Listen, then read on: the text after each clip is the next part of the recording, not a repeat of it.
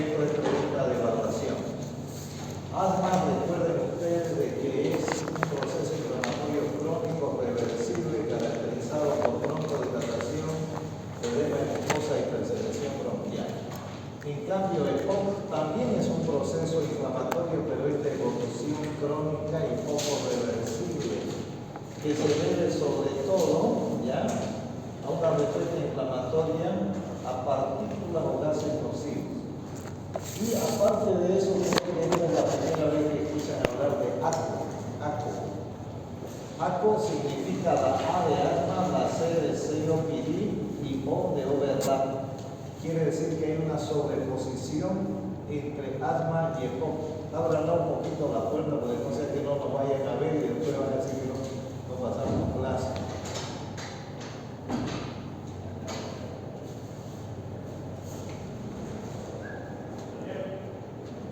Cerrarles el teléfono.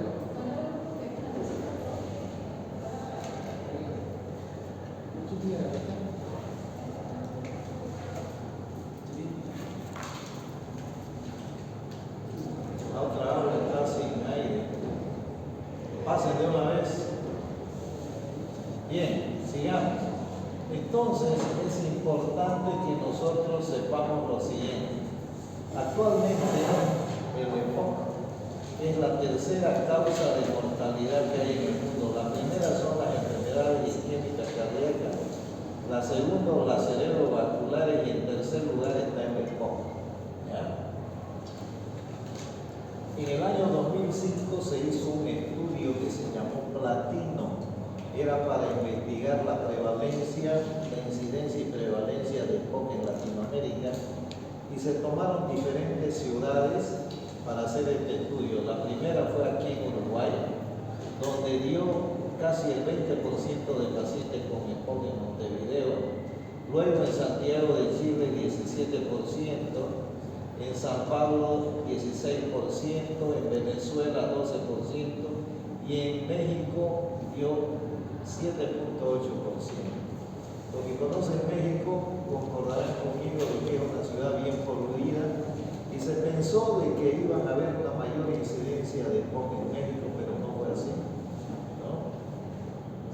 Hay factores de riesgo que son inherentes al EPOC y dentro de ellos obviamente el principal es el humo del tabaco, pero también las infecciones broncopulmonares, la polución atmosférica y la combustión de biomasa. ¿Qué es biomasa? En el campo sobre todo se utiliza la leña para cocinar, para quemar. Ahorita lo que está sucediendo, por ejemplo, es polución por biomasa, por los incendios que hay en diferentes partes de Bolivia, ¿no? Entonces, es importante que ustedes se ubiquen en lo siguiente, ¿ya?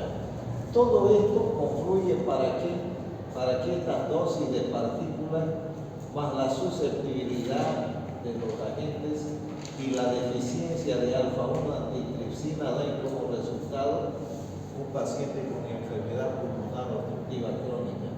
Ahí tenemos, por ejemplo, la atmósfera que está llena de diferentes partículas, diferentes gases, la biomasa, ahorita lo que hay es combustión de biomasa, pero también en otros países el carbón mineral, los riesgos laborales, por ejemplo, los que trabajan en la siderurgia, los que trabajan en los ingenios azucareros, el consumo del tabaco, hacen que lleguemos a este extremo que se llama EPOC. Fisiopatológicamente quiero que recuerden esto. ¿Cuál es el gran problema del paciente con EPOC? Esto. Los alveolos se inflaman y se sobredistienden. Por eso es que aparecen las pullas enfisematosas. Entonces, presten atención a esto que voy a mostrarles ahorita. A ver, prestenme atención. La inflamación crónica causa cambios estructurales y estrechamiento de la vía aérea pequeña en el EPOC. Si a eso le agregamos la inhalación de agentes nocivos, como ser, por ejemplo, cigarrillos y contaminantes ambientales, se va a producir lo siguiente: inflamación. Siempre hay un proceso inflamatorio. Esta inflamación va a provocar el estrechamiento de la vía aérea y a su vez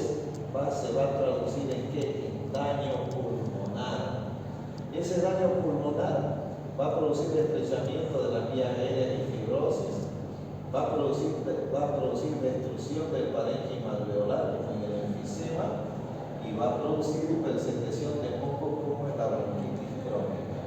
¿Ya? Entonces, hay mediadores inflamatorios sistémicos en el EPOC. ¿Cuáles, por ejemplo?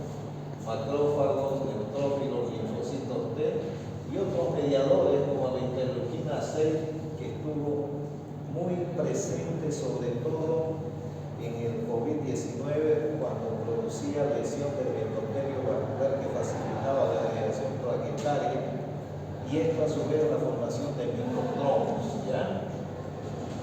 Entonces, presten atención porque esta diapositiva es, en mi opinión, clave para lo que ustedes van a estudiar.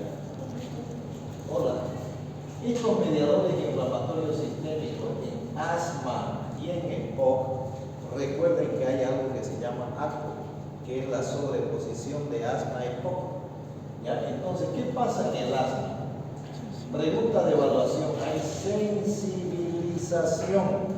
¿Ya? ¿Qué más?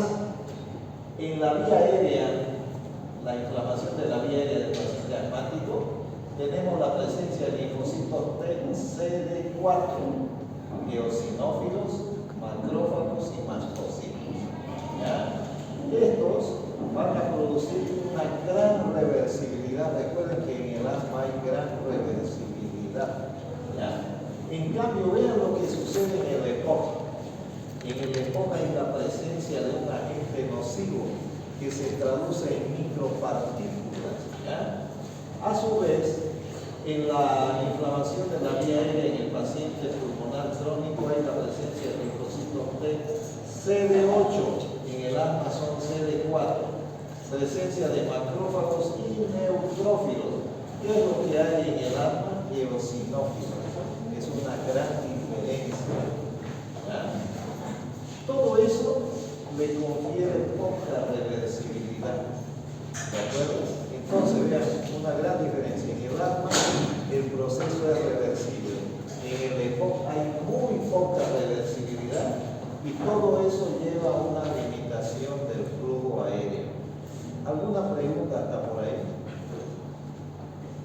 ¿Algo que no hubieran entendido? No he entendido, por favor. A ver, pregunte. Estaba explicando la diferencia entre los dos. Ya. A ver, yo les preguntaría, por ejemplo, ¿cuál es la gran diferencia entre asma y EPOC? La primera gran diferencia es que en el asma hay sensibilización. Y en el EPOC, ¿qué hay? Inflamación. Hay la presencia de un agente nocivo que destruye la pared alveolar. Otra diferencia, presencia de linfocitos TCD4 en el asma, en el EPOC, linfocitos TCD8. Otra gran diferencia, en el asma hay presencia de eosinófilos, en el EPOC de neutrófilos. En el asma hay gran reversibilidad, en el EPOC poca reversibilidad, pero en ambos hay limitación crónica al flujo aéreo. El asma reversible, el EPOC muy poco reversible. ¿Yo para entender ahora? ¿Sí? Hola. ¿Sí? ¿O no? Ahora sí, vamos.